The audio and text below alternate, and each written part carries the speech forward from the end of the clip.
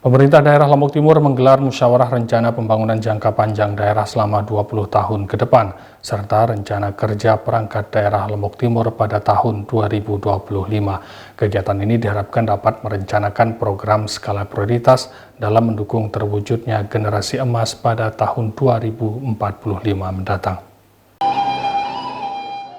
Dalam rangka mewujudkan cita-cita Indonesia Emas pada tahun 2025 sampai 2045 mendatang, daerah sesuai kewenangannya menyusun rencana pembangunan daerah.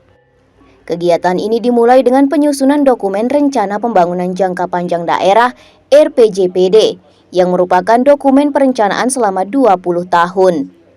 Seperti yang dilakukan Pemda Lombok Timur pada Kamis pagi 18 April di Pendopo Bupati. Kegiatan ini dibuka penjabat Bupati dan dihadiri pimpinan OPD, Forkopimda, dan beberapa organisasi lainnya. Penjabat Bupati Lombok Timur dalam kesempatan tersebut menegaskan RPJPD 2005 sampai 2025 menunjukkan hasil yang cukup baik di berbagai indikator. Meski dokumen RPJPD disusun sebelum pilkada, namun hal ini menjadi acuan pemerintah daerah untuk merealisasikan perencanaan strategis selama 20 tahun ke depan. Sehingga penting bagi semua unsur pemerintahan menyusun berbagai perencanaan dalam mendukung generasi dan ekonomi yang berkelanjutan. RPJPD 2025-2045, Lombok Timur mengambil misi mewujudkan Lombok Timur yang maju, sejahtera, berbudaya, dan berkelanjutan. Misi ini selaras dengan misi RPJPD pemerintah Provinsi NTB dan pemerintah pusat yang memfokuskan pada keberlanjutan generasi emas pada 2045 mendatang. Sementara terkait rencana kerja pemerintah daerah tahun 2025, Bupati memfokuskan pada 3 hal, yakni transformasi ekonomi, pembangunan manusia yang berkualitas, dan dukungan tata kelola pemerintahan yang baik.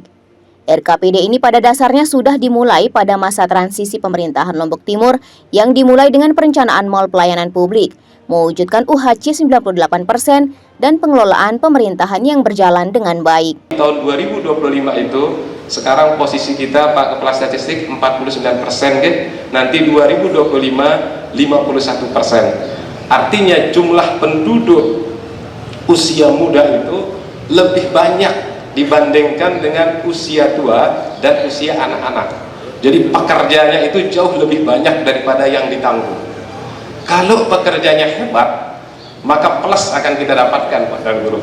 Tetapi sebaliknya, kalau bonus demografi pekerjanya tidak kuat, kita akan kolek. Ekonomi kita pelan, tetapi pasti ya Pak Kepala Statistik. Berubah, tetapi ada yang perubahannya. Kalau itu karakter petani Pak, wajar, karena pembentuk PDRB kita itu 26-27% itu adalah sektor pertanian, kelautan, dan kehutanan. Saya optimis Bapak Ibu, apabila industrialisasi, hilirisasi di Ekas, rumput laut jalan, tambak-tambak di Sambalia, di Labuan Haji, di selatan jalan, ya kan begitu? Pertanian kita sekarang sudah mulai maju di lahan kering, ada namanya upland dan sebagainya. Saya optimis karena pangan ini tidak ada basinya katanya, dan semua orang membutuhkannya. Saya yakin itu akan menjadi penyumbang PDRB yang luar biasa. Musrenbang RPJPD 2025-2045 ini turut mendapat sorotan dari Ketua DPRD Lombok Timur Murnan. Sebagai lembaga yang bertugas mengawasi perencanaan daerah, Pemda harus memperhatikan aspirasi masyarakat yang disampaikan melalui anggota Dewan. Terdapat beberapa sorotan yang menjadi kesenjangan di tengah masyarakat, mulai dari infrastruktur sampai fasilitas kesehatan.